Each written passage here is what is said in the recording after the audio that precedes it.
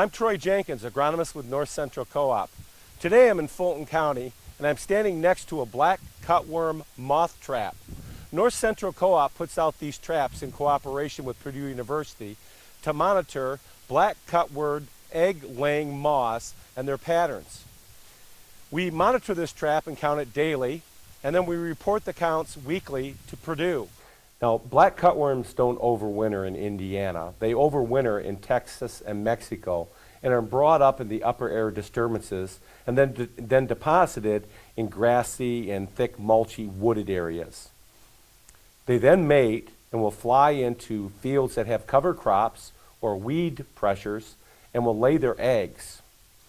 After the eggs hatch, we enter what's called the larval stage for these black cutworms. There are 7 instar or larval stages that are determined by heat degree units.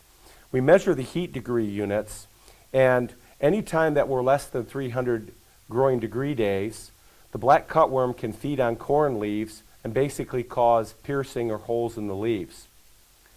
Once the 300 growing degree days has been reached, these black cutworms are now an inch or longer in length and will begin to cut off corn leaves and drag them below the soil line.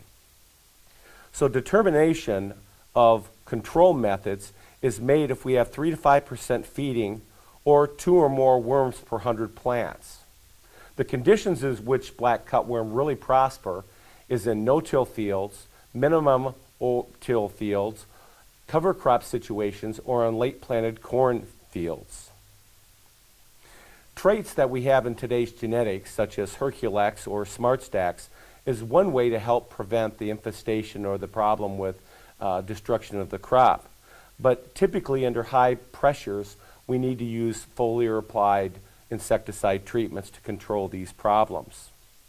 So one of the things that we need to do is use good field scouting from 300 growing degree days up to V5 corn to make sure that these cutworm aren't cutting off our corn crop.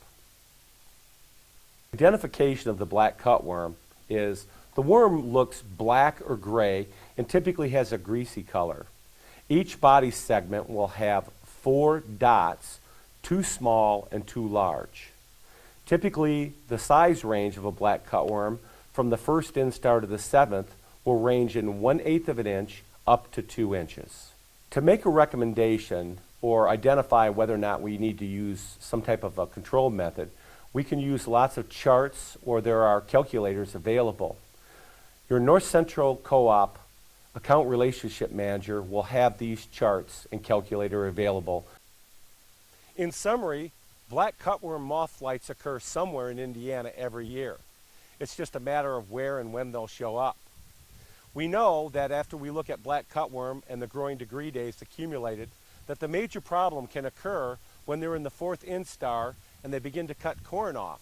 The economic considerations then become something we want to evaluate.